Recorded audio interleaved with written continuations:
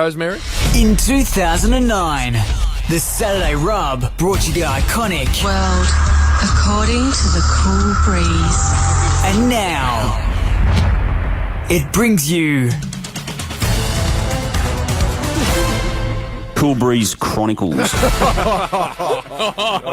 the deepest voice you've ever had, Warrior. And that wasn't a special record. That was actually Yeah, just hold in your plums when you conversation. said Jim, today we're going to Yes. sign off on the controversial days as Brian, as a Richmond footballer. We touched on this last week when it started to go really Yes. haywire for him.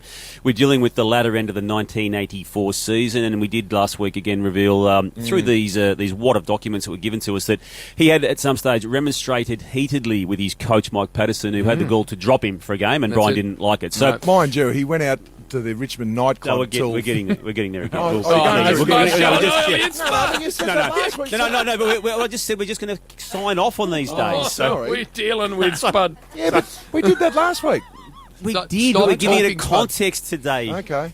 Trying to set this up. Okay, Spud. Sorry, Shut mate, up, Spud. So, sorry. Jim, there was, as Spud said, a club investigation into the behaviour, Yes. and it did result into a 2-game suspension. And Right. we pick up the story now where Ian Wilson, who was the president at the time, then releases a statement to the media, Right. and it was pretty powerful.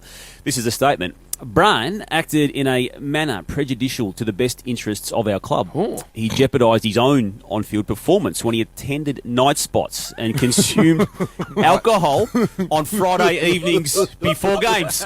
This is an official club release. Good preparation, Brian. This is Professional. This is all club You're record. wondering why I turned up dusty some days. It is a matter of record that on the Friday evening before the St Kilda game, Brian Taylor was found drinking at a disco. Thank you, Brian. Now, BT to this point, Jim, had been commenting regularly. In fact, I think he got himself into a whole lot of trouble over what he was saying about these matters. And after this release was handed down, the journos, haircut included, Mike Sheehan went and tried to find Brian. I think it was Peter Simonovic who found him and said, "This Brian, what said this to Peter Simonovic? What I've said in the last few days has probably got me into trouble. It's best I say nothing now." So that gets us to the end of 1984, and we all know then that BT is not going to be at Richmond despite being contracted for that next season. Yeah. Spud, and the headlines start, Taylor Yes. to Pies, Yeah. That's it.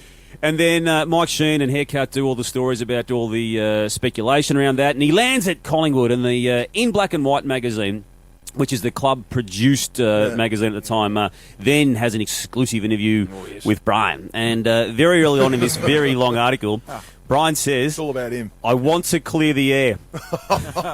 I went out one night, one night only, and I happened to be seen on that night." That's like the thief that says, "I've only stolen once." Yeah, that's it. Come on, Brian. And then he's given his former teammates a bit of a clip. At the time, the attitude of the players at Richmond was gone. On main training nights, They were off him. there were only 18 players out of the 45 on the track. With that sort of roll-up, it was hard to get enthusiastic. Oh, no. So on to 1985 we go, and he becomes this Collingwood player, and that's where the next Cool Breeze Chronicles will nice. take us. But just at the bottom of this In Black and White article, there's a little player profile, which was almost obligatory for all the articles at the time, and Brian's hair colour, brown, eye colour, green, occupation, sales rep at Jefferson Ford, Simon Jefferson. Yeah, that's part of the deal. car, Fairlane, Yes. favourite TV show, 60 Minutes, and Oh, you never watched it in your life. Come on, Bill Lane. And the bit I liked most was most satisfaction gained from football. Brian's very simple answer: meeting people. Yes. So when we pick up the Cool Breeze Chronicles next week, Rosie, we'll be having Brian as a Collingwood player, and the headlines that have accompanied his short career to this stage do continue. So, Bristle, my favourite football vision of all time is, I think, at Victoria Park, where you took that nice grab out the front and then the ump paid a free against you, and you had 4 or 5 pumps at actually throwing the ball at the umpire, and then you hurled Like it back. Joe Montana. You hurled it back to the Collingwood player, and you had the oil and the massive pipes and the moustache. The big leg of ham, wasn't Oh, it? It was a fist. The most embarrassing one was when I'd taken a mark against St Kilda. It was playing that guy, and that's why Mike got the scar on the nose now.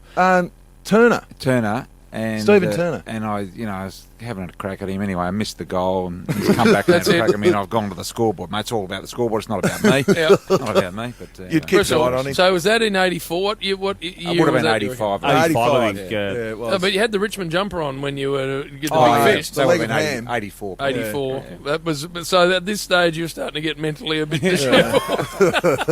As we read last week, Jim, it was about round 17. I was psychologically And- a little loose. He's kicked 61 goals at this stage of the season, but he's been dropped twice for disciplinary reasons. Now,